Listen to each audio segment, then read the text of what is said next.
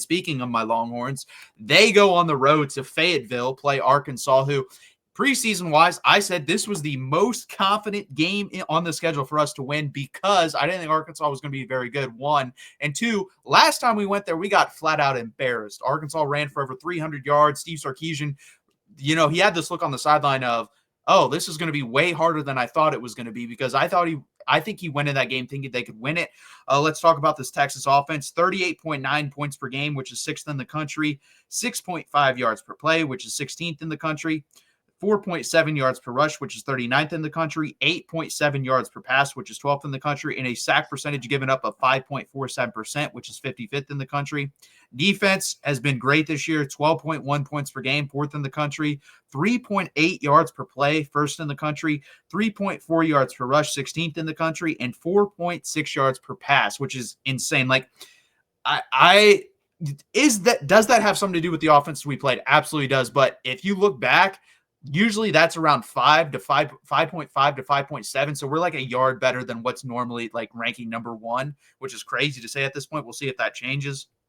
Arkansas, 28.4 points per game on offense, 51st in the country, 6.2 yards per play, 28th in the country, 4.7 yards per rush at 40, which is 41st in the country, 8.6 yards per pass, which is 15th in the country. Offensive line is shaky, 8.8 percent of dropbacks and in a sack. That is 111th in the country. Defensively, 29.6 points per game, 86th in the country, 6.0 yards per play, 93rd in the country, 3.9 yards per rush, 38th in the country, 8.6 yards per pass given up, which is 118th in the country, and a sack percentage of 5.36%, which is 81st in the country, which isn't very good. Tyler, what do you have to say about this game? Yeah, this is a noon kickoff, right? Yeah. So I guess 11 a.m. local time for Arkansas. That's kind of disappointing. If you're an Arkansas fan, you'd probably want to have that 3:30 or nighttime slot. Obviously, Georgia, Tennessee are playing, so you weren't going to get that one. But the 3:30 would have maybe fit you better there. But with Arkansas, my preseason predictions for Arkansas, I'm 9 for 9, believe it or not. I've gotten every single one right, every single game right, which is honestly a shock to me. I had them losing to Oklahoma State, then beating Auburn, then losing Texas A&M. I had them beating Tennessee.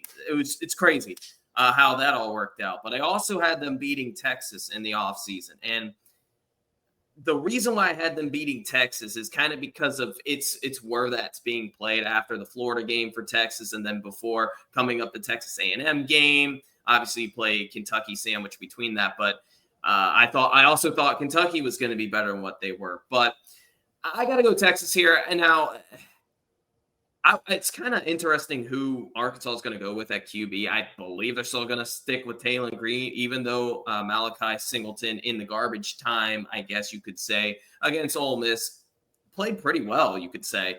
He had, 200-something yards, and I think he had a couple scores in that game. Arkansas really needs their star running back in this. Jaquinnen Jackson, I believe he's back. I really hope he's back because he's huge for the Razorbacks. But you kind of touched upon this with Texas's DBs, Texas. You could make a case Texas has the best defensive backcourt in the country, and it might. Honestly, they probably do. With Barron, right now, yeah, Jahdae Barron Muhammad is the highest rated cornerback in all the country right now. Yeah, I don't think it's close. No, it's not. But with Arkansas, they have a very underrated wide receiving core. Andrew Armstrong, he should be drafted coming up this year. Even with Tesla, he's a pretty solid number 2 option on the opposite side.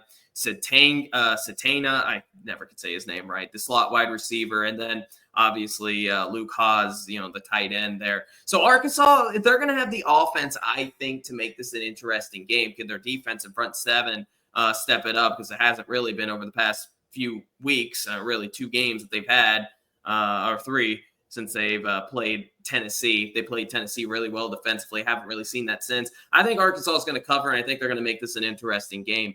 Watch out for Arkansas in this game. They could seriously storm some noise like they did against Tennessee. They're going to have, like you said, Bobby Petrino. They had a week off, too. They just had a bye week, and, Texas just had a game. They've had 2 weeks to prepare for this game, so I do expect Arkansas to come out and have a really strong showing against Texas. I like Sam Pittman. I know a lot of people, really Arkansas fans, kind of want him fired. This would definitely save his job. I thought the Tennessee game saved his job, but I guess not. But I like Texas to win in a close one, kind of like the Vanderbilt game, in which Texas really, they just don't have the run game to put Arkansas or put teams away like they should. That's kind of what I'm expecting here. I think Arkansas is going to limit the rush game, and maybe they're going to have to force some turnovers here. But I think Texas wins a 27-24 type game, just like the Vanderbilt game. Yeah, so basically it's like a 10-point game, and then they go in late to score a touchdown. Yeah, something like that. Yeah, and I can Texas, see that. I'm just worried about Texas's rush game. No, I am too. That's my biggest concern the whole year, and I said that. I mean, the numbers prove that. I went through the last 10 national champions, looked at their best running back yards per carry, and then looked at their yards per carry as a whole. Texas as a team is off by like half a yard I think it was half a yard per carry as a team off of the average national championship team, and then they're off by like over a yard per carry based off the best running back there. They don't have the running game this year. They just don't. And that's a combination of Cedric Baxter getting hurt and then the offensive line not getting – they're kind of like LSU. They're pretty damn good in pass protection other than the Georgia game, but then they're god-awful at getting pushed in the run game. I don't know what the issue is there. But that is definitely the biggest issue. Quinn definitely is healthy now. I noticed that. In the Georgia game, I didn't know if that was the thing, but then watching him versus Vandy in Florida, I think that's pretty clear it was. Like, he's actually throwing the ball down the field now. He was not doing that at all in the Georgia game. And yeah, he didn't have time, but when he did have time, he still refused to do it. This game's going to be interesting because Arkansas is going to unload the clip.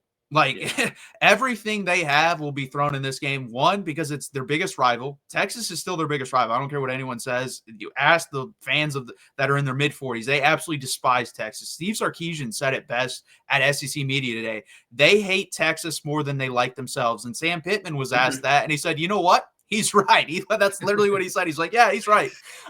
So, yeah, you're right. If he wins this game, this saves his job probably not just for this year, but next year too. Like, if they go 5-7 or 6-6 next year, people are going to be like, you know what? But he beat Texas 2 years ago, because that's kind of what he rode on for a while in that 2021 season as well. So it is a scary game. I'm going to admit that. It's not the game I was expecting coming into the season. But it comes down to me for this. Who do I get at quarterback for Arkansas? Who am I getting? Is Taylor Green going to play well? I don't know, because guess what? There are games he plays, and I'm like, damn, this guy can be like a Heisman Trophy finalist. Then I watch him another week, and I'm like, this guy starts in the SEC. So, like, I don't know what I'm getting. And if you could give me his best performance here, I do think they could beat us, no doubt in my mind. But am I going to bet on that? No, I'm not betting on that. So I'm going to take Texas to cover barely. I predicted this before I knew the line. I predicted it yesterday. I didn't even look at the line. I said 34-20, and I kind of agree with you. It's going to be like a 27-20 game. We score a touchdown late, and it pushes over 34-20, and that's right on the number. I would not bet this. Like, if you're telling me I have to, I will take Texas, but I'm not. I have not laid any of my own money on this game, and I'm not going to. I would take the under here as well. And also on the defensive side of the ball for Arkansas, it's pretty simple what you have to do to Quinn Ewers. If you get to him early, it rattles him throughout the rest of the game, even if the pocket is clean throughout the rest of the game. If you don't, you have no shot, because he's a rhythm quarterback, and once he's in rhythm, it's really hard to get him out of rhythm. So I think you'll know pretty early which way this game's going to go. I think it's going to be kind of like the Ole Miss game in a sense. If Texas can actually protect Quinn and allow him to hit down the field and that defense is swarming, you could get another Ole Miss versus Arkansas performance. If it's not, you could definitely see Tennessee versus Arkansas, but I'm going to take somewhere in the middle here, and I'm going to take Texas to cover by half a point.